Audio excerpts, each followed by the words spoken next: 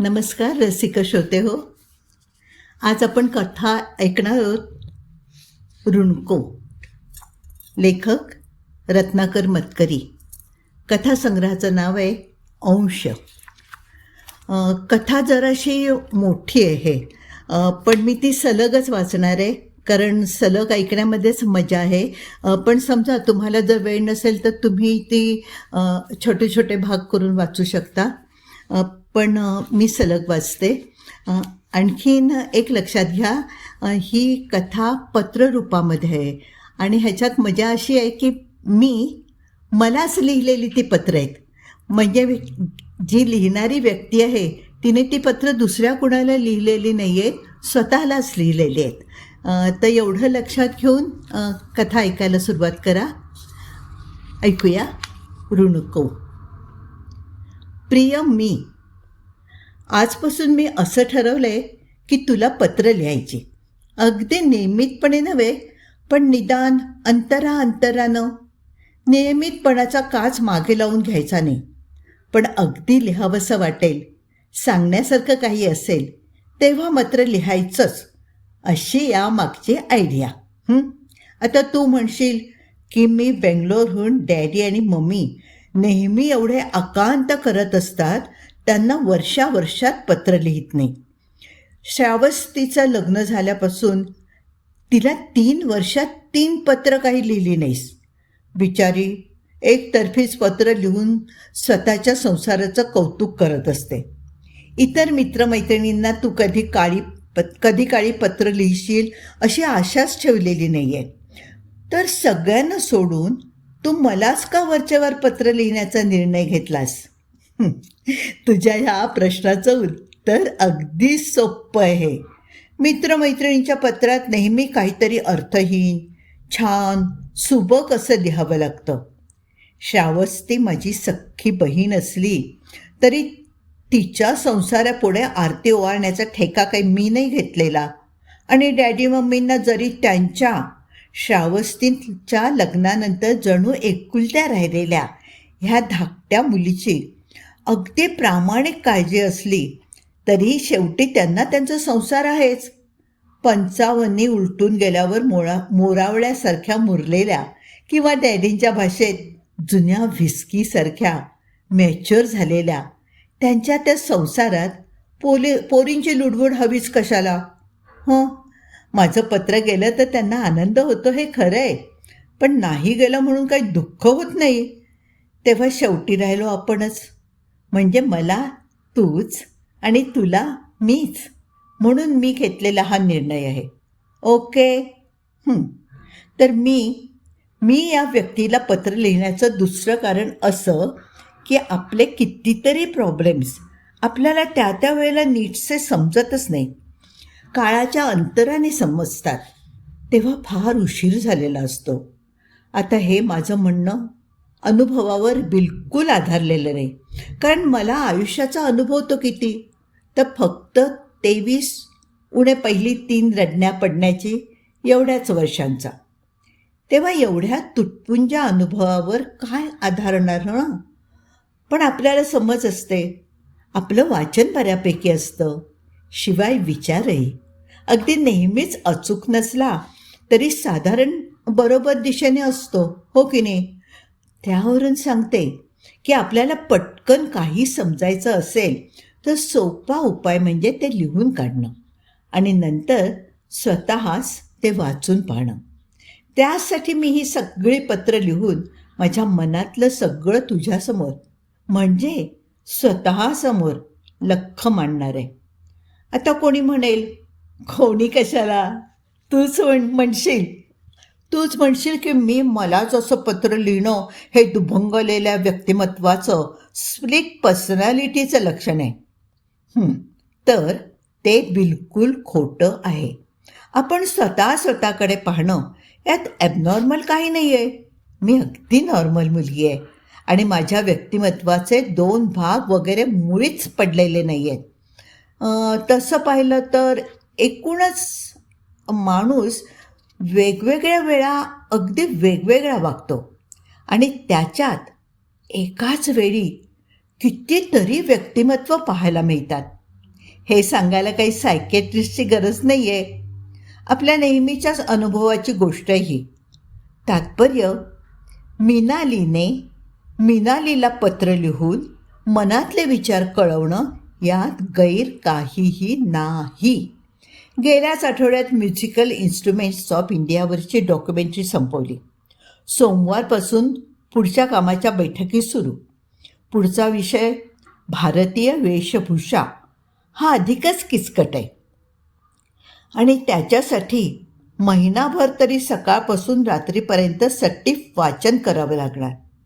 ते सुरू होईपर्यंत आत्ताचे हे 4 दिवसच काय ते मोकळेत. नाहीतर गेलं वर्षभर हमालीत चालली आहे. बाकी कैलास राजमुद्रीसारख्या दिग्दर्शकाबरोबर काम करताना ते काम आहे असं वाटलंच नाही. इतकी मजा येते. मम्मीला संशय आहे की मी आज ना उद्या कैलासशीच लग्न करणार आहे. How absurd. माझं तर त्याच्यावर प्रेमसुद्धा नाही आहे. एक चांगला डिरेक्टर म्हणून मला त्याच्याविषयी आदर आहे आणि मी त्याचे असिस्टंट म्हणून तो माझा बॉस आहे. बस इतकंच. पण मम्मीला हे पटेल त्यांना. तसं काय माझ्या तोंडून कुठल्याही नवीन मित्राचं नाव निघालं की ती लगेच कान टवकारते आणि दर 3 आठवड्यांनी मला नव्या स्थळाविषयी माहिती पुरवते. आता तूच सांग, ज्यांना मी कधी पाहिलंसुद्धा नाही आहे अशा लोकांशी मी काय, ते खानदानी आहेत आणि हाय पोस्टवर आहेत आणि लाखांचे बिझनेस करतायत म्हणून लग्न करू? त्यापेक्षा डॅडींचं बरं. ते म्हणतात तिला करायचं तेव्हा करील ती लग्न. म्हणजे डॅडींना माझी काळजी नाही असं नाही, पण माझी काळजी करून उपयोग नाही हे त्यांना समजतं. तसे ते धूर्त येतं. परवाच त्यांचं पत्र आलं. त्यात हेच अनुभव घेण्याचे दिवस आहेत. कलाक्षेत्रात खूप मोठी हो वगैरे चिक्कार आशीर्वाद पर लिहिलं आहे. तरी शेवटी बेंगलोरला कधी परत यायचेस असं विचारलंच आहे.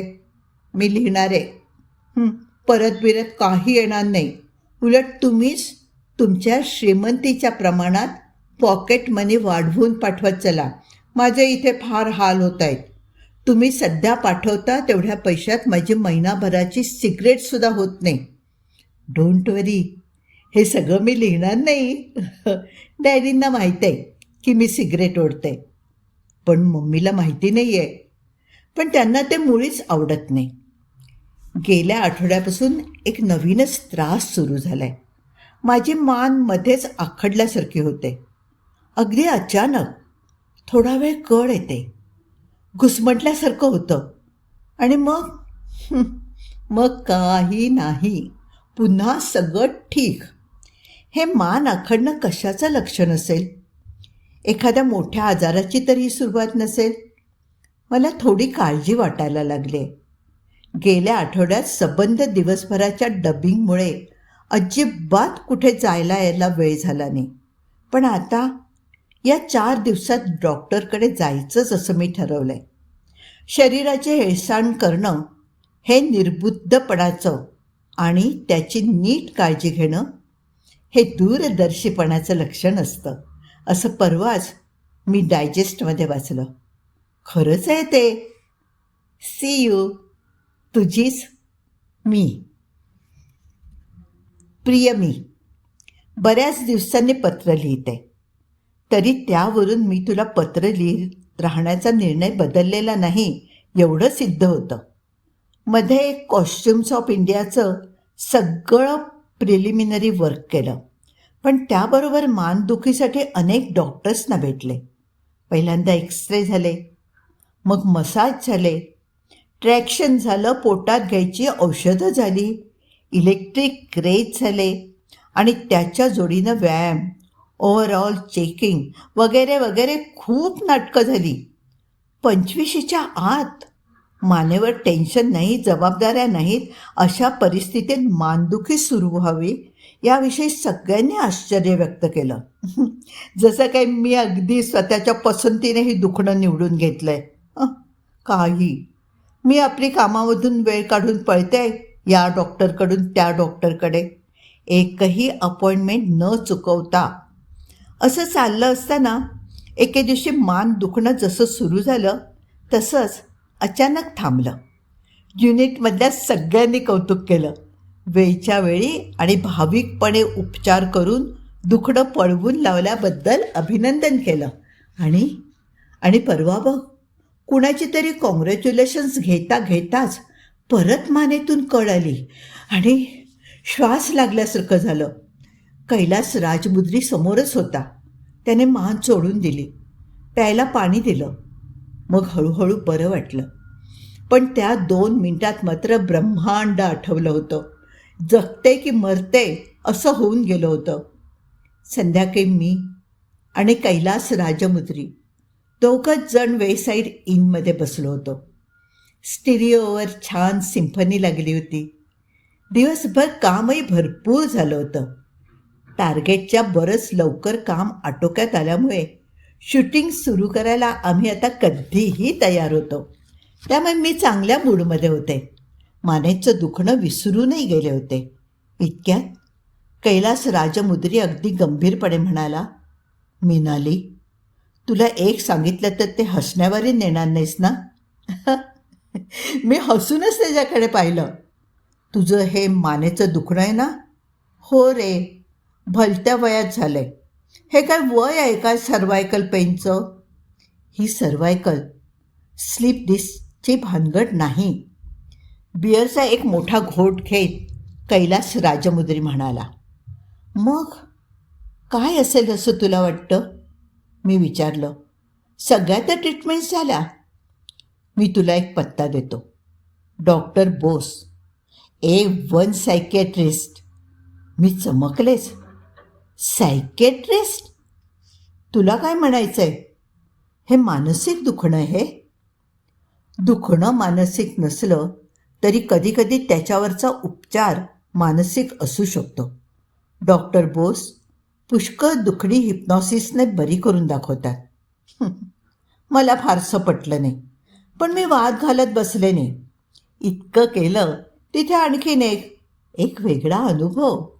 कसे असत हे सायकॅट्रिस्ट उर्फ मनोविकार तज्ज्ञ? बघूया तर खरं. मी कैलासकडून त्याचं व्हिजिटिंग कार्ड घेतलं. त्याच्या पाठीमागे त्याने डॉक्टर बोसांचा पत्ता लिहिला होता. "मिनाली, मी अजूनपर्यंत बेंगलोरला डॅडी मम्मींना माझ्या दुखण्याविषयी काहीच कळू दिलेलं नाही आहे. उगाच त्यांना काळजी नको म्हणून. मम्मीने तर कळल्याबरोबर नक्की 101 उपचार लिहून पाठवले असते आणि वर तिकडे व्यंकटेशाला तितकेच नवस केले असते. शिवाय माझ्या बाजूने मी इतक्या तातडीने उपचार सुरू केले होते की दुखणं लगेच छू होईल आणि बेंगलोरला कळवायचा प्रश्नच येणार नाही असं मला आत्तापर्यंत वाटत होतं. पण आता मात्र मी तिकडे सगळं कळवणार आहे. याचं महत्त्वाचं कारण म्हणजे सायकॅट्रिक ट्रीटमेंटसाठी बऱ्यापैकी पैसे लागतील. ते डॅडींशिवाय दुसरं कोण देणार? आता डॉक्टर बोसांना भेटल्यानंतरच एकदम लिहीन. तुझीच मी डार्लिंग. डॉक्टर बोसांचा अनुभव वाचण्यासारखा आहे. मला पहिल्यांदा वाटलं होतं की मानेच्या दुखण्यासाठी मी त्यांच्याकडे आले म्हटल्यावर ते मला वेड्यातच जमा करतील, किंबहुना वेड्यात जमा न करता तसेच घालवून देतील. पण कैलास राजमुद्रीचं व्हिजिटिंग कार्ड हा एक मोठा ॲसेट होता. कैलासनं सांगितल्याप्रमाणे डॉक्टर बोसांनी अगदी आस्थेने माझी विचारपूस केली. माझं काम, माझी राहण्याची पद्धती इत्यादी तपशिलांसकट. डॉक्टर बोस सिनेमात वेड्यांचे डॉक्टर्स दाखवतात त्याहीपेक्षा दिसायला अधिक विचित्र आणि खोटे दिसणारे होते. डोळे चमकदार, गालांबरोबरची भरदार पांढरी दाढी, टक्कल, अंगावर चट्ट्या पट्ट्यांचा बुशर्ट, असं काहीतरीच ध्यान होतं त्यांचं. पण त्या खोटं दिसण्यामुळेच मला ते खरोखरीचे व्यासंगी डॉक्टर वाटले. कारण कमी व्यासंगी असते तर ते कळू नये म्हणून त्यांनी थोडं खरं दिसण्याचा प्रयत्न केला नसता का? केला असता ना? माझं अजब दुखणं ऐकल्यावर ते म्हणाले, "बरं झालं, तू माझ्याकडेच आलीस ते. तुझा हा प्रकार शरीरशास्त्रात मोडणारा नाही आहे. मला धक्काच बसला. अंगात ढगळ कपडे घातलेले शून्य नजरेने अस्थिपंजर वेडे मला डोळ्यांसमोर दिसायला लागले. पण डॉक्टर बोसांनी मला धीर दिला. घाबरू नकोस, ते म्हणाले. यात वेडेपणाचा काहीही संबंध नाही. तुला यापूर्वी मानेचं काही दुखणं, कधी मार बसणं, एखादं ओझं मानेवर पडणं असं काही झाल्याचं आठवतंय? मी स्मरणशक्तीला खूप ताण दिला, पण त्या प्रकारचं काहीही आठवेना. अगदी श्रावस्तीने घातलेले गुद्देसुद्धा पाठीवरचे होते. मी म्हटलं, काय नाही. फाईन, ते म्हणाले आणि त्यांनी मला तिथल्या आरामशीर कॉटवर निजायला सांगितलं. मग त्यांनी खिशातून एक साखळीचं जुनं सोनेरी घड्याळ काढलं आणि माझ्यासमोर साखळीसकट लोंबतं ठेवलं. त्या घड्याळाच्या मध्यावर जे छोटं वर्तुळ आहे, फक्त त्याच्याकडे पाहत राहा, असं म्हणाले. असं एका ठिकाणी टक लावून पाहत राहिलं की आपल्याला हळूहळू झोप यायला लागणार याची मला कल्पना होती. ते आवश्यक आहे हेही माहीत होतं. त्यामुळे माझं पूर्ण सहकार्य होतंच. किंचित झुलत्या घड्याळातल्या त्या बिंदू एवढ्या वर्तुळाकडे पाहता पाहता माझे डोळे जड व्हायला लागले. डॉक्टर बोसांचा किंचित बसका आवाज स्पष्ट पण लांबवरून गाभाऱ्यात घुमल्यासारखा यायला लागला. मागं जा, आणखीन मागे जा. तू 15 वर्षांची आहेस, तू 10 वर्षांची आहेस, आणखी मागं जा. तू 8 वर्षांची आहेस, 5 वर्षांची. असे काहीतरी त्यांचे शब्द होते. त्या शब्दांशिवाय इतर काहीच मला जाणवत नव्हतं, पण खूप शांत शांत वाटत होतं. नीटसं कळलं नाही, पण मला वाटतं त्यांनी वयाचे आकडे पुन्हा उलटक्रमाने म्हटले आणि शेवटी मला जागं व्हायला सांगितलं. तत्क्षणी मी डोळे उघडले. हात नकळत मानेकडे नेला. डॉक्टर बोस म्हणाले, मान एवढ्यात दुखायची थांबणार नाही. तू अजून बरी झालेली नाही आहेस. त्यांचा स्वर थकल्यासारखा येत होता. रुंद कपाळ घामाने भिजलं होतं. त्यांनी मला दुसऱ्या दिवशी परत यायला सांगितलं. मी गेले. तिसऱ्या दिवशी देखील त्यांनी सांगितलेल्या वेळी गेले, पण त्यांचं समाधान होत नव्हतं. त्या विशिष्ट दिवसांमध्ये मान दुखत नव्हती, पण डॉक्टर बोसांच्या म्हणण्याप्रमाणे ती कधीही दुखायला लागली असती. माझ्यात कणभरही प्रगती नव्हती. तू समजूतदार आहेस, तुला सांगायला हरकत नाही, ते मला म्हणाले. माझा प्रयत्न चालला होता. तुला आठवत नसलेली पण तुझ्या अंतर्मनात दडून बसलेली एखादी घटना शोधून काढण्याचा, जिचा तुझ्या या दुखण्याशी संबंध असेल अशी. ती घटना मनाच्या पृष्ठभागावर आल्यानंतर कदाचित तुझी सुटका झाली असती या दुखण्यापासून. पण गेल्या 3 सेशन्समध्ये तसं काहीच सापडलं नाही. असं सहसा होत नाही. माणसं दुसऱ्याच सेशनमध्ये थोडं तरी बोलायला लागतात. तुझी केस फार विचित्र दिसते. तरीसुद्धा मी आशा सोडणार नाही आहे. उद्या पुन्हा ये तू. त्यांच्याकडून बाहेर पडताना समोरूनच एक तरुण आला. अर्धा जिना तो चढून आला होता. एवढ्यात त्याचं लक्ष माझ्याकडे गेलं. त्याने मला पाहिलं मात्र तो मागे फिरला आणि जीव मुठीत घेऊन पळावं तसा जिना उतरून पळून गेला. मी हादरूनच गेले. माझ्यात इतकं भयंकर काहीतरी दिसत असेल म्हणावं तर इतर माणसं काही माझ्याकडे पाहून नेहमीपेक्षा वेगळं वागत नव्हती. 1-2घांनी तर चक्क माझ्याकडे पाहून स्मित केलं.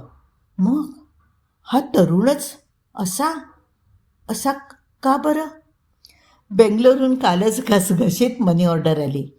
तिच्याबरोबर सल्ला, दुखण्याची हयगय न करण्याचा, तब्येतीला झेपेल इतकंच काम करण्याचा, शक्य तेवढ्या लवकर बेंगलोरला परत येण्याचा. नशीब लग्न करण्याचा आग्रह आणखीन केलेला नव्हता. तुझी मीच, प्रिय मिनाली. परवाच्या नंतर आज लगेच पत्र लिहिलेलं पाहून तुला आश्चर्य वाटलं असेल, पण आपला वायदा आहे, सांगण्यासारखं असेल तर लगेच कळवण्याचा, हो की नाही? हं. तर काल पुन्हा मी डॉक्टर बोसांकडे गेले, तेव्हा तोच तरुण व्हिजिटर्स रूममध्ये बसलेला दिसला. मला पाहिल्यावर तो पुन्हा अस्वस्थ झाला, इकडे तिकडे पाहू लागला. मध्येच त्याने माझ्याकडे एक घाबरल्यासारखा चोरटा कटाक्ष टाकला आणि तो अधिकच भांबावून गेला. मग उठला आणि तिथून पळ काढायचा असल्यासारखा बाथरूमकडे चालता झाला. मी आत गेल्यावर डॉक्टर बोसांना पहिला प्रश्न विचारला, माझ्यात घाबरण्यासारखं काही दिसतंय का? नाही बुवा, ते म्हणाले. का विचारलंस असं? मी म्हटलं, मग तुमचा एक पेशंट मला पाहून घाबरल्यासारखं करतो, ते का बरं? हा हा हा हा. तो हा असेल असीम पारखी. त्याचा तोच तर प्रॉब्लेम आहे. कसली तरी भीती वाटते, काहीतरी संकट ओढवणार आहे असं वाटतं. हाच त्याचा आजार आहे. थांब, मी त्याची ओळख करून देतो तुझ्याशी, मग तो तुला घाबरायचा नाही. हा एवढा प्रॉब्लेम सोडला तर फार गोड मुलगा आहे तो. इंटरकॉमवरून त्यांनी असीम पारखीला आत पाठवायला सांगितलं. असीम आत आल्या आल्या मला पाहून परत जायला लागला, पण डॉक्टरांनी जवळजवळ खेचूनच त्याला पुढे आणलं आणि मला म्हणाले, हा असीम पारखी. असीम, ही मिनाली. तो काहीतरी पुटपुटून बाहेर जायला लागला. एवढ्यात ते म्हणाले, असीम, शेक हँड्स विथ हर. असीम बिचकल्यासारखा मागे मागे व्हायला लागला. तेव्हा डॉक्टर किंचित आवाज चढवून म्हणाले, घाबरायचं नाही, शेक हँड्स. तेव्हा त्याने मी पुढे केलेल्या हातात हात दिला. घामाने ओला चिंब झालेला हात. मी असीमच्या चेहऱ्याकडे पाहिलं. त्या चेहऱ्यावरची भीती गेली तर तो देखणा दिसू शकेल असं मला वाटलं. ओळख झाल्यावरही फारसं काही न बोलता असीम लगोलग बाहेर निघून गेला. माझं सेशन झाल्यावर मी बाहेर पडले, तेव्हा तो आत गेला आणि दारात आमची चुटपुट्टी भेट झाली. मला त्याचं सेशन पुरं होईपर्यंत मी बाहेर थांबले. तो डॉक्टरांच्या केबिनमधून बाहेर पडताच त्याच्याबरोबर चालू लागले. त्याने वेग वाढवला. तो भराभर पायऱ्या उतरू लागला. मीही तितक्याच वेगाने त्याच्याबरोबर उतरू लागले. प्लीज प्लीज, तुम्ही माझ्याबरोबर येऊ नका, तो काकुळतीला येऊन म्हणाला. मी हसले आणि आगाऊपणे त्याचा दंड पकडून म्हणाले, पण प्लीज प्लीज, तुम्ही माझ्याबरोबर चला ना. त्याच्या चेहऱ्यावरचा नाईलाज आणि दंड सोडवण्याची धडपड पाहून मला अधिकच हसू आलं. मी म्हटलं, असं काय करता? मला घरापर्यंत कुणाची तरी सोबत हवी आहे. टॅक्सीत मला अटॅक येण्याचा संभव आहे म्हणून म्हणते. चला चला ना माझ्याबरोबर. त्याने कशीबशी मान डोलावली. माझा हेतू साध्य होत होता. त्याची माझ्याविषयीची भीती कमी होत होती. असीम टॅक्सीतून माझ्याबरोबर आला. मी त्याला वर माझ्या खोलीपर्यंत चलण्याचा आग्रह केला. तो आढेवेढे घेत होता, पण मी त्याच्यावर अगदी सक्तीच केली. त्याची माझ्याविषयीची भीती पुरती घालवण्याचा मी पक्का निश्चय केला होता. मी त्याच्यासाठी कॉफी केली. जरा बसा, 5 मिनिटात होईल असं सांगून ऑमलेटही तयार केलं. हळूहळू त्याची भीड शेपली. तो मनमोकळेपणाने बोलायला लागला. तुला सांगते मिनाली, त्याच्याजवळ बोलण्यासारखं इतकं होतं. व्यवसायाने तो इंजिनियर आहे, पण वाचन चांगलं, पेंटिंग, म्युझिक या सगळ्यात जबरदस्त इंटरेस्ट. मुख्य म्हणजे फिल्म्सविषयी त्याला खूप चांगली माहिती आहे. श्रमिकांविषयीच्या कम्युनिस्ट डॉक्युमेंटरीजविषयी बोलत होता. तुम्ही नाच आणि पोशाख असल्या शोभेच्या विषयांवर डॉक्युमेंटरीज करण्यापेक्षा श्रमिकांविषयी का नाही करत असं विचारित होता. निघाला तेव्हा मी त्याला म्हटलं, काय आता तरी तुमची भीती कमी झाली ना? तो हसला, पण अचानक गंभीरही झाला. जाताना पुन्हा पुन्हा मागे वळून पाहत राहिला. जशी काही हसतमुखाने त्याला निरोप देत, तिथे जी उभी आहे ती मी खरीच आहे याची तो परत परत खात्री करून घेत होता. तो गेला आणि मी विचार करत बसले, आज मी तरी त्याची भीती घालवण्याचं एवढं मनावर का घेतलं? काय संबंध त्याचा माझा? कालपर्यंत तर मी त्याला पाहिलंही नव्हतं. माझ्या लेखी कालपर्यंत तो या जगातच नव्हता आणि आज एकदम तो कदाचित माझ्याविषयी गैरसमज करून घेईल अशी शक्यता असताना तरुण मुलीला शोभणार नाही इतकी धिटाई दाखवून मी त्याचा एकदम कब्जा घेतला. का का बरं? कारण कारण तसं स्पष्ट होतं. आता तुला म्हणून सांगायला हरकत नाही. इतर कोणी शंका घेतली तर मी माझं नेहमीचं या मूर्ख माणसांना त्याशिवाय दुसरं काही सुचतच नाही का असं एक्सप्रेशन तोंडावर आणेन. पण तुला सांगायला काही हरकत नाही. पण कारण हे आहे की मला असीम चक्क आवडला आहे. तुझी मिनाली.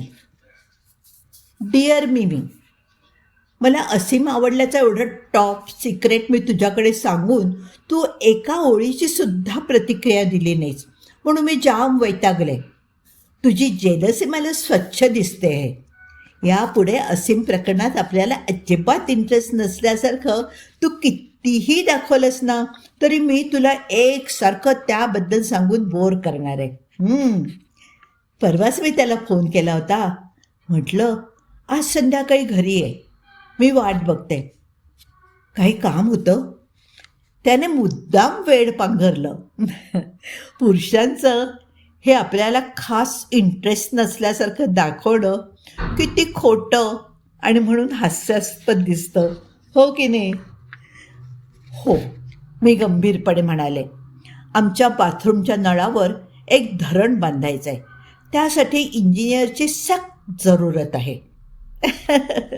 तो हसला. इतकं टेरिफिक गोड हसतं म्हणून सांगू तो. मोकळं मोकळं, दुसऱ्या माणसाला अगदी मनापासून दाद देऊन. पहा, मी काहीच हातचं राखून ठेवलेलं नाही असं म्हणत असल्यासारखं. म्हणाला, बरं 6:30पर्यंत येईन. 6:30 नाही, 6. 6:30ला सूर्य मावळतो आणि तो बघायला ब्रीच रॉक्सपर्यंत चालत जायचं म्हणजे अर्धा तास लागतो. अरे वा, तू सगळं प्लॅनच करून ठेवलं आहेस. Aseem, you are talking to the most organised young woman in India. मी दम दिला. मग 6ला वाट बघते. मी 6 म्हटलं म्हणजे असीम 6च्या ठोक्याला येणार याविषयी मला शंका नव्हती. स्वतः पुढाकार घेऊन त्याला असा सासुरवास करायला चिक्कार मजा येते. मी खूप आनंदात माझी लाडकी देन आवरली. मुद्दाम आवरल्यासारखं दिसू नये, हो काय म्हणून त्याच्या इम्प्रेशनला मी महत्त्व देते हे त्याला कळू द्यायचं, हो ना? म्हणून मी थोडीशी ती विस्कटून पण ठेवली. माझा आवडता butterflies are free T shirt आणि प्रेस करून झालेली जीन्स चढवली. केस मोकळे सोडले. मेकअप मी करतच नाही, तुला माहिती आहे. फक्त भुवया थोड्या डार्क केल्या आणि असीमची वाट पाहत बसले. तर घड्याळाचा काटा 5:30वरून 5:35वर काही जाईना. ते मोडलं असेल म्हणून हलवून हलवून पाहिलं, कानाशी धरून पाहिलं तर त्याची किटकिट किटकिट चालूच. पण लवकर 6 वाजवणं काही जमेना बेट्याला. स्टुपिड. आणि हे सगळं चाललं असताना एकाएकी माझी मान आवडल्यासारखी व्हायला लागली. श्वास कोंडला गेला. घशातून कसला आवाजही उमटेना. आचके दिल्यासारखी मी आपली श्वास घेण्याचा प्रयत्न करते आणि एकदम मला वाटलं की आपण वर हवेत उचलले जातोय. मी कशाचा तरी आधार घेण्यासाठी आजूबाजूला चाचपडत राहिले, पण हाताला काहीच लागेना आणि वाटायला लागलं पायसुद्धा जमिनीवरून सुटलेत. ओ गॉड, मला श्वासच घेता येत नाही आहे. गळ्याभोवतीचा विळखा अधिक गच्च होत चाललाय. तिथे हात नेला तर हाताला काहीच लागत नाहीये आणि तरीही मान अधिकाधिक आवळत मी मी मी मरणार की काय? देवा देवा, मी मरणार. असीम असीम. याच वेळेला दार उडून असीम धावत आला. Minali, are you all right? Are you all right? तो घाबरून विचारत सुटला. तक्षणी मी पुन्हा खाली आले. चाचपलं तर शेजारी उशी, मी बिछाण्यावर, समोर असीम मला सावध करतोय. आर यू ओके विचारतोय. Sure Aseem, I am fine. मी पुटपुटले. काय झालं होतं तुला? काय झाल्यासारखं दिसत होतं? मी सावधपणे विचारलं. तू बिछाण्यावर बसून हातपाय झाडत होतीस. मला भास होत होता असीम, मी मोकळेपणाने सांगितलं. माझ्या गळ्याभोवती फास आहे आणि मी वर टांगली जाते असा भास. असीम गंभीर झाला. त्याने विचारलं, हे पहिल्यांदाच झालं का?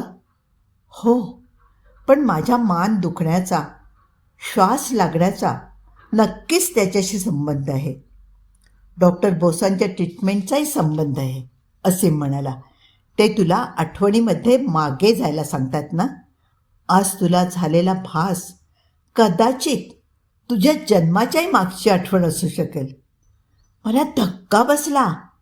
म्हणजे असीम, मी मागच्या जन्मात? अगदी मागच्याच असं नाही ग, कदाचित त्याच्या मागच्या कधीतरी काहीतरी घडलंय आणि ते तुला आत्ता जाणवतंय. काय घडलं? कुणीतरी गळफास लावून प्राण दिला हे? पण कुणी? कशासाठी? कळेल, कदाचित कळणारही नाही. एखाद्या वेळेला इतके दिवस जसा त्यावर पडदा पडलेला होता तसाच पुन्हा एकदा पडेल.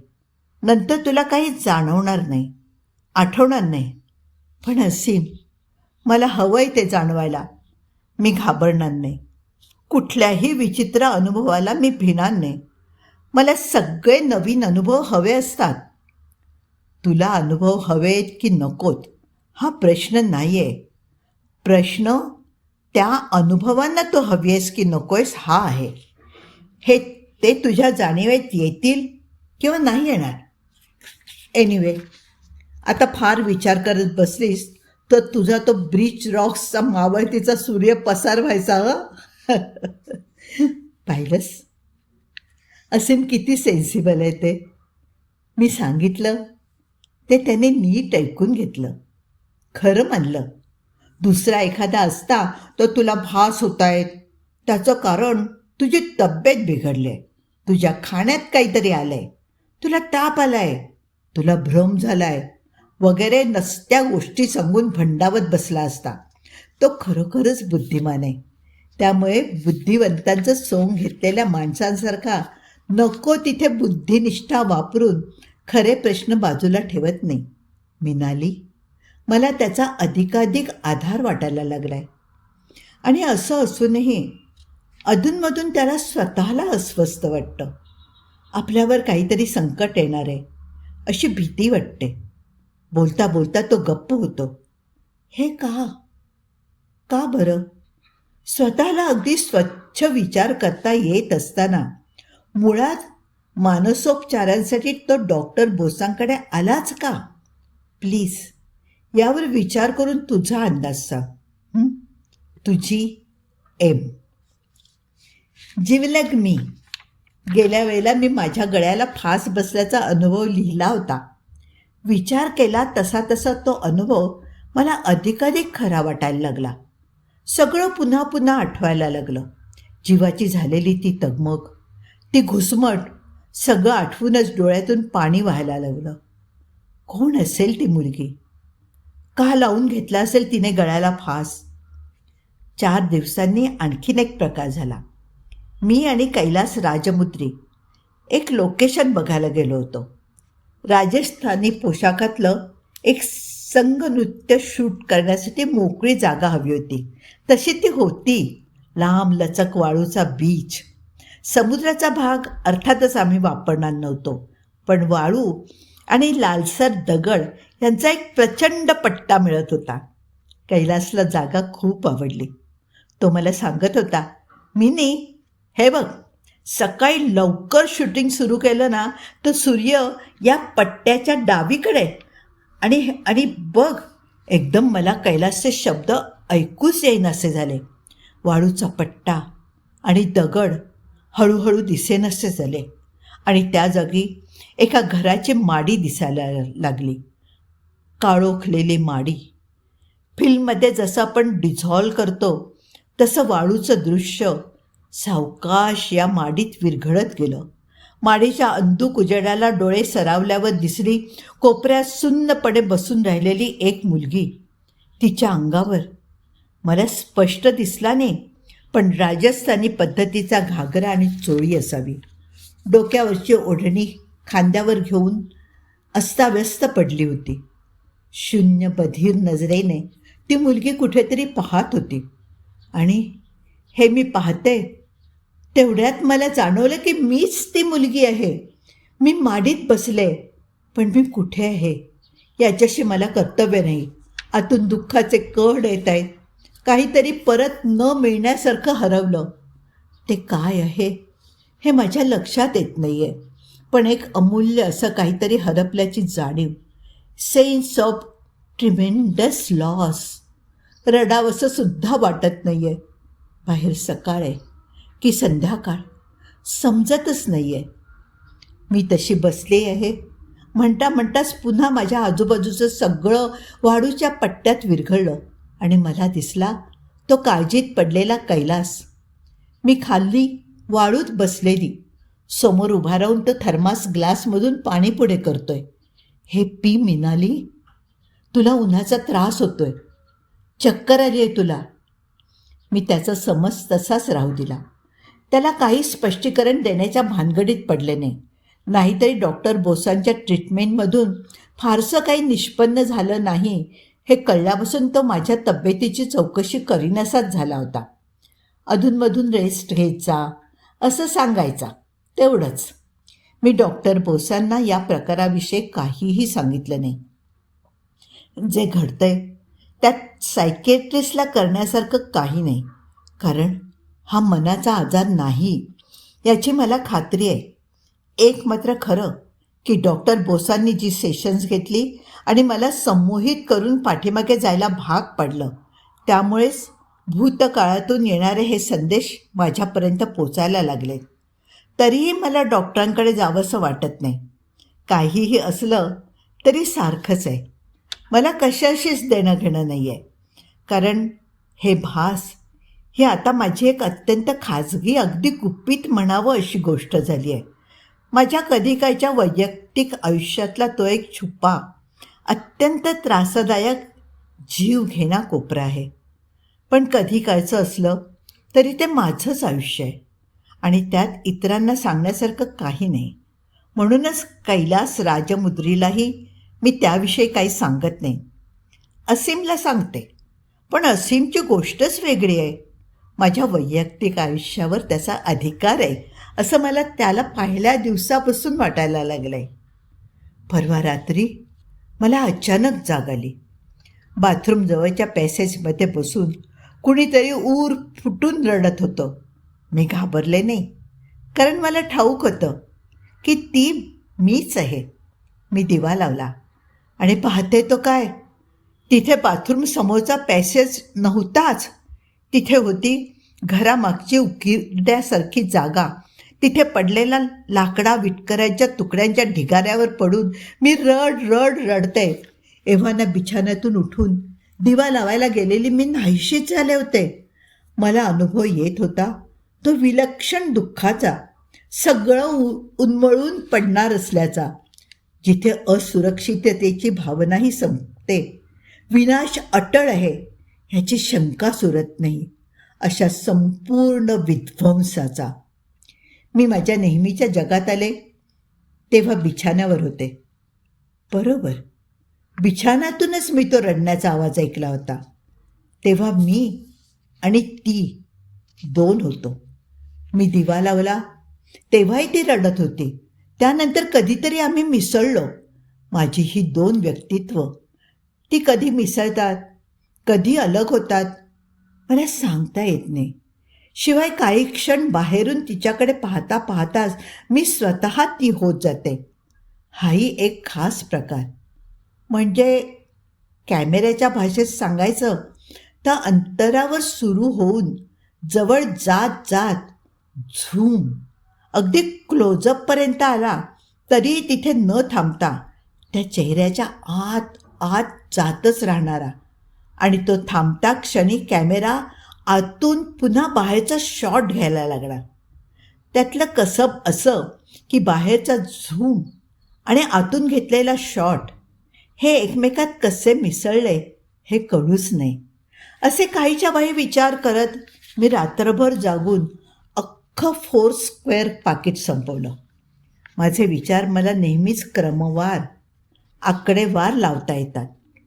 तेव्हा आता मी विचार केला तो असा की हा जो प्रकार आहे तो अजून शास्त्राच्या आवाक्यात आलेला नसल्यामुळे त्याला अतिंद्रिय म्हणू, सुपरनॅचरल म्हणू, पण त्याला घाबरता कामा नये, त्याच्यापासून दूर पळता कामा नये. फार तर दुसऱ्या कोणाला सांगू नये, पण स्वतःशी तरी तो ॲक्सेप्ट करायलाच हवा. दुसरं म्हणजे तो वरचेवर होऊ देता कामा नये. म्हणजे तो होणार असेल तर आपण तो कसा काय कंट्रोल करणार, हो की नाही? पण त्याच्यातून निदान शक्य तेवढ्या लवकर बाहेर पडता यायला हवं. जमलंच तर दोन्ही व्यक्तिमत्वांचं एकाच वेळेला भान, जे आत्ता अजिबात नसतं, ते ठेवण्याची सवय मला करायला हवी. म्हणजे लोकांना त्रास होणार नाही. जर आगाऊ कल्पना आली तर मला बरं वाटत नाही असं सांगून बिछाण्यात पडता येईल. हिला चक्कर आली, आकडी आली, फीट आली असं वाटून लोकांना धावाधाव करावी लागणार नाही. हिच्या डोक्यावर परिणाम झाला आहे आणि ही असंबद्ध वागते असं कधीही कुणालाही वाटणार नाही. ह्याची खास काळजी घ्यायला हवी. Very important, underlined. पण या तीनही गोष्टी झाल्या माझ्या या बाजूच्या. त्या बाजूचं काय, तर तिथली सर्वात महत्त्वाची अशी गोष्ट म्हणजे त्या मीचं दुःख. काय कारण असेल अशा प्रचंड दुःखाला? काय नाहीसं झालं असेल माझं? मी हे सगळं असीमबरोबर डिस्कस केलं. हल्ली आम्ही दररोज भेटतो हे तुला वेगळं सांगायला नकोस, हो ना? माझ्या मुद्देसूद बोलण्याने तो चकित झाला. मी रात्रभर विचार करून ते मुद्दे काढलेत हे त्याला न सांगता त्याचं माझ्याविषयीचं कौतुक कायम ठेवलं. आता त्यानेही डॉक्टर बोसांकडे जाणं बंद केलं आहे. तो नेहमी म्हणतो की मी त्यांच्याकडे जाण्यामागे माझी तुझ्याशी भेट व्हावी एवढाच नियतीचा हेतू दिसतोय. यापुढे तुझा सल्ला काय असणार हे मला माहीत आहे. हो, त्याच्याबरोबरचं प्रकरण आणखीन वाढायच्या आत मी बेंगलोरला कळवून डॅडींचा रुकार घ्यावा आणि त्याला एकदाचं अडकवून टाकावं, हो ना? हां बाईसाहेब, ते मी आधीच केलं आहे. हां, म्हणजे अडकवून टाकणं नव्हे, हां, पण डॅडींना पत्र लिहिणं. तुझी आणि आता असीमची सुद्धा मी. ताजा कलम. मला असीम इतका आवडतो, इतका आवडतो, आवडतो आवडतो आवडतो. ओ हाऊ आय लव्ह हिम. मी. प्रिय मिनाली, अजून डॅडींचं असीमच्या संबंधात पत्र आलेलं नाही. ते आणि मम्मी बहुधा माझ्या भविष्यकाळाविषयी भांडत बसले असतील.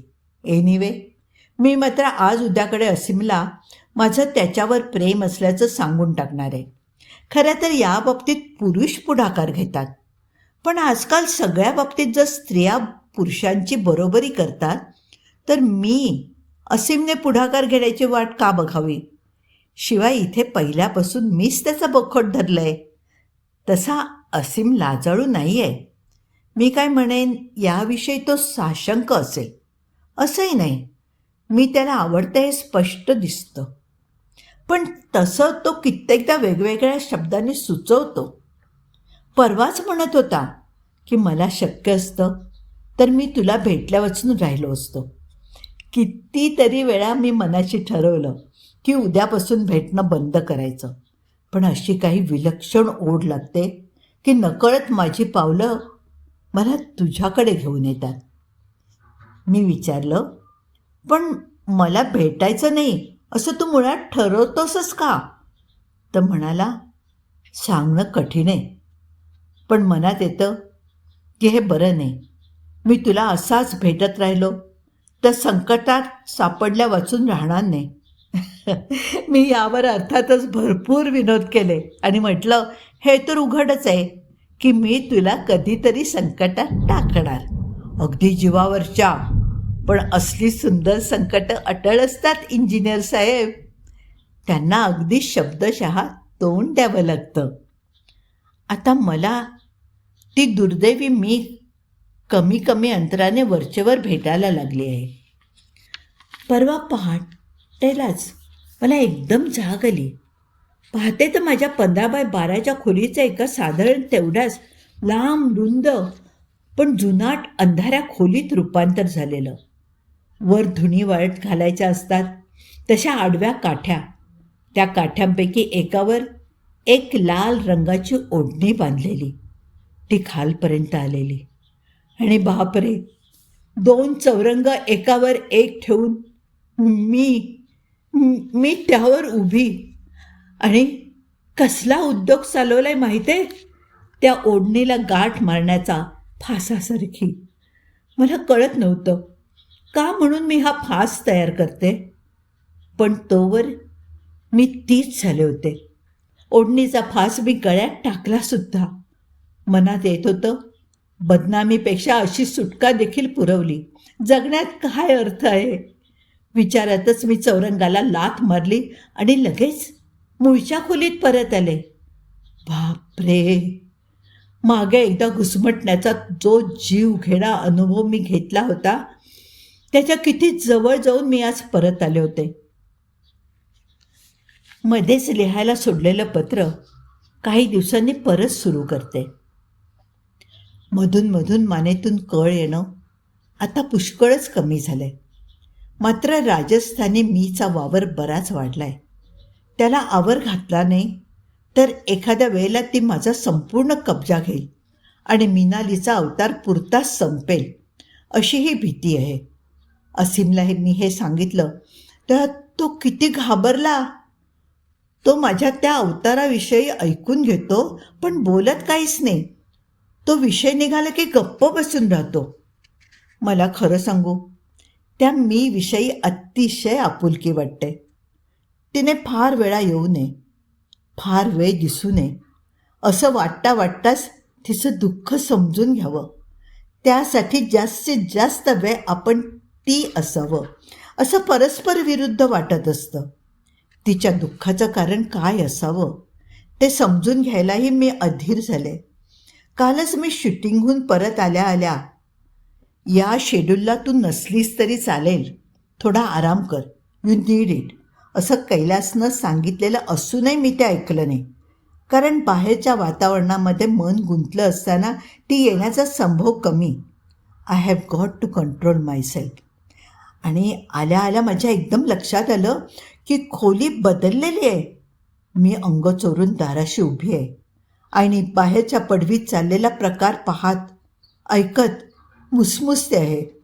बाहेर माझे वयस्कर वडील, तो काटकुळा, अंगावरची शीर शीर उठून दिसणारा सुरवार अंगरखा घातलेला माणूस माझे वडील आहेत असं मला आतून जाणवलं. मान खाली घालून ते बसले आहेत. आणि जमीनदाराचा माणूस, तो मला दिसत नाही आहे, पण तो जमीनदाराचा माणूस आहे हे मला माहिती आहे. तर तो माणूस त्यांना दम देतोय. जमीनदाराच्या माणसानं व्यसनी, लंपट जमीनदारासाठी निर्लज्जपणे माझी मागणी वडिलांकडे केली आहे आणि तोंडातल्या तोंडात ती नाकारून अधिक काही न बोलता ते बापुडवाणे बसून राहिले आहेत.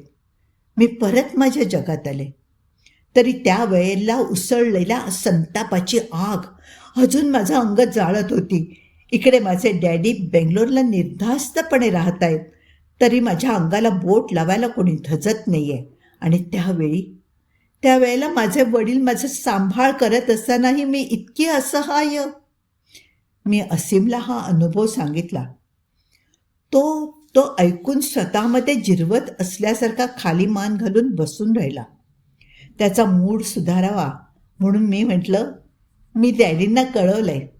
काय ओळख पाहू? मग त्याच्या उत्तराची वाट न पाहताच मी म्हटलं, डॅडींना कळवलंय की असीम पारखी नावाच्या एका भयंकर गंभीर माणसावर माझं प्रेम बसलंय. त्याने चमकून वर पाहिलं. अरे, यात चमकण्यासारखं काय होतं?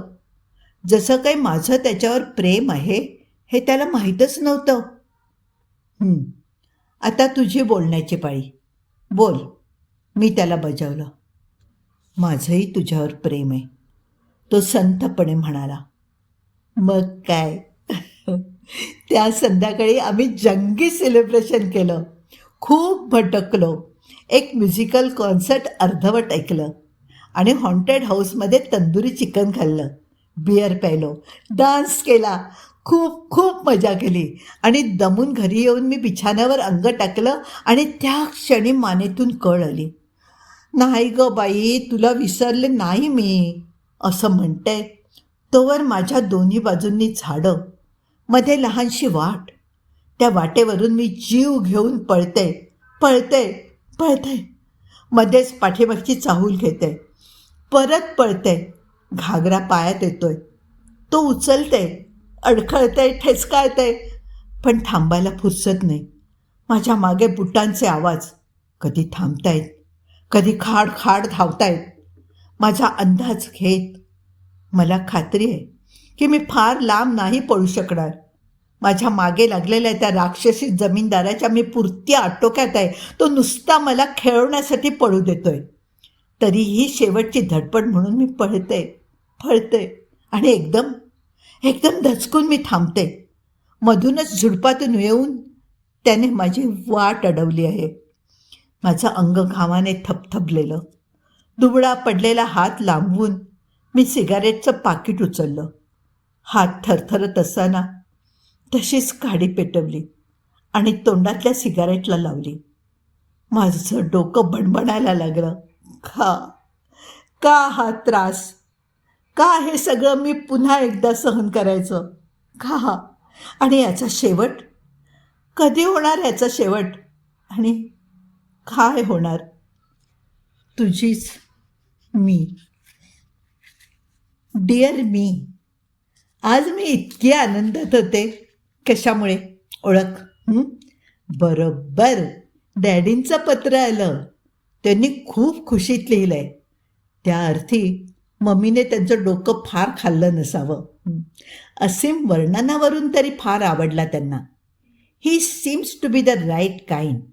गो अहेड असा ग्रीन सिग्नल दिलाय त्यांनी.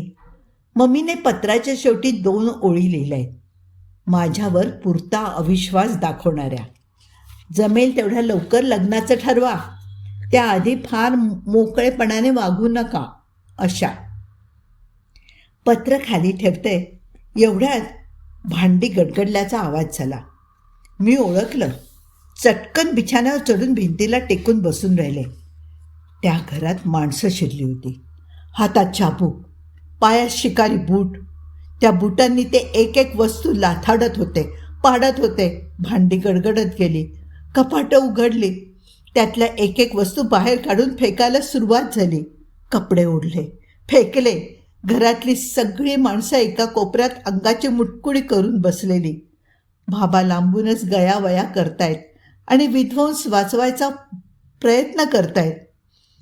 पाण्याच्या भरलेल्या घागरी उपड्या करतायत, त्यात धान्य सांडतायत. अर्वाच्य शिव्या. एक लहान मूल रडतंय आणि मी मागच्या दाराने पळत निघाले. पळते पळते पळते. मी हातातलं पत्र गच्च धरून ठेवलं. आता मला फक्त असीमचाच आधार आहे. मम्मी म्हणते तसं लगेच लग्न करून टाकायला हवं. असीमच्या सतत बरोबर राहायला हवं. म्हणजे हे दुसरं जग नाहीसं होईल. मी एकटी राहिलेच नाही, कायम दोघांच्या जगातच राहिले तर माझं विश्व बदलेल. ती मी माझ्यात शोधता येणार नाही, मला झपाटू शकणार नाही.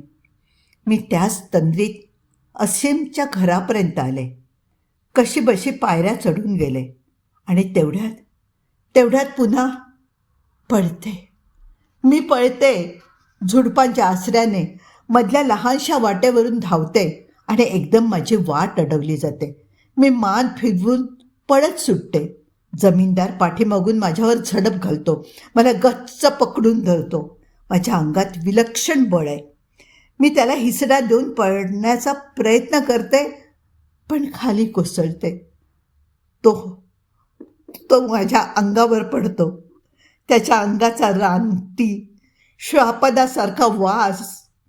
मी जिन्याच्या तोंडाशीच काही वेळ बसून राहिले, स्वतःला बजावत नाही. ते सगळं होऊन गेलंय. आता ते नाही. आता मी वेगळी आहे. मीनल, कैलासची असिस्टंट, असीमची प्रेयसी. या टेप रेकॉर्डरवर 2 ट्रॅक्स आहेत. मला माहिती आहे, एक बंद होतो, दुसरा चालू होतो. दोन्हींचं रेकॉर्डिंग अगदी वेगवेगळं, पण आता तो दुसरा ट्रॅक इतका वरच्यावर का चालतोय? तो बंद करून पहिला सुरू करणं मला जमेल का? या टेप रेकॉर्डरवर माझा कंट्रोल तरी आहे का? मी असीमच्या फ्लॅटशी आले. दार नुसतं लोटलेलं होतं. ते ढकलून मी आत शिरले. हाक मारली, असीम, आणि तिथेच थकल्यासारखे बसले. परत हाक मारली, असीम, असीम. एवढ्यात माझं लक्ष टिपॉयवर ठेवलेल्या एका पाकिटावर गेलं. मी ते सहज उचललं. त्यावर माझंच नाव होतं. चिठ्ठी ठेवून हे गृहस्थ बाहेर गेलेले दिसत आहेत. मी पाकिटातली चिठ्ठी काढून वाचू लागले आणि तेवढ्यात असीमची खोली बदलून गेली. तिचं रान झालं. लाल माती एकदम माझ्या तोंडाशी आली. मी मातीत धडपडते, तळमळते आणि त्या जमीनदार पशूने माझा पुरता कब्जा घेतलाय. मी डोळे गच्च मिटून घेते आणि असह्य वेदना सहन करत राहते. शरीराच्या, मनाच्या, सारं शरीर नुसतं चेतनारहित चिन्हांच्या बाहुलीसारखं झालंय आणि त्या बाहुलीचा एक एक अवयव जमीनदार आपल्या राकट हातांनी टरा फाडतोय. नाही नाही, ही विटंबना मला सहन होणार नाही. यानंतर मला जिवंत राहता येणार नाही. जमीनदार मोठमोठ्याने हसतो. रानटी आनंदात हसत हसत तो आपला चेहरा माझ्या चेहऱ्याजवळ आणतो आणि अचानक मी डोळे उघडते. जमीनदाराचा चेहरा पाहते आणि किंचाळते, असीम, असीम. असीमचा चेहरा. मला खात्री आहे तो जमीनदार असीमच. माझं सबंध शरीर थरथरायला लागलं. हातातली असीमची चिठ्ठी फडफडली. मी डॉक्टर बोसांकडे तुला पाहिलं तेव्हाच तुला ओळखलं. मलाही अशाच प्रकारचे भास व्हायला लागले होते. त्याआधी काहीतरी भयंकर घडून गेलंय अशी जाणीव व्हायची. भीती वाटायची. म्हणून मी डॉक्टर बोसांकडे गेलो. तू मला तुझे अनुभव सांगत गेलीस. मी शरमेने खचत गेलो. मी तुझा अपराधी आहे. या अपराधाची टोचणी मला या जन्मात सोडणार नाही. मी कायम मानसिक रुग्ण राहणार. कधीच बरा होणार नाही. तुझं प्रेम अतिशय सुंदर, दुर्लभ आहे, पण त्यावर माझा अधिकार नाही. मी ते पत्र तिथेच फेकलं आणि रडत रडत आतल्या खोलीतल्या बिछाण्यावर अंग झोकून दिलं. या आयुष्याला कसली संगती आहे? कुठले नियम आहेत? रानटी, अत्याचारी जमीनदार, तोच माझा सभ्य, शांत असीम. त्याला प्रेमात जखडून ठेवू पाहणारी माझ्यासारखी धीट मुलगी, तीच त्याची असहाय बळी. त्याचा द्वेषच करत मी प्राण दिला. मग हे प्रेम कुठून आलं आता? मुसमुसतानच मी वळले, पाठीवर पडले. त्या क्षणी समोर जे दिसलं त्याने माझं हृदय बंद पडतंय की काय असं वाटलं. आढ्याला आढ्याला असीमचा देह गळफास लावून टांगलेला होता. त्याची मान एका बाजूला कलंडली होती. त्याचे डोळे एकटक माझ्याकडे पाहत होते. मिनाली, मिनाली, हे पत्र संपवण्यापूर्वी मला तुला एकच प्रश्न विचारायचा आहे. माझ्या द्वेषाचं कर्ज असीमने पुरेपूर चुकवलं. आता माझ्या प्रेमाचं ऋण तो कुठल्या जन्मात फेडणार? हो, कुठल्या जन्मात फेडणार? तुझी आणि आता फक्त तुझीच मी. कथा इथे संपली आहे. पुन्हा भेटूया नव्या कथेसह.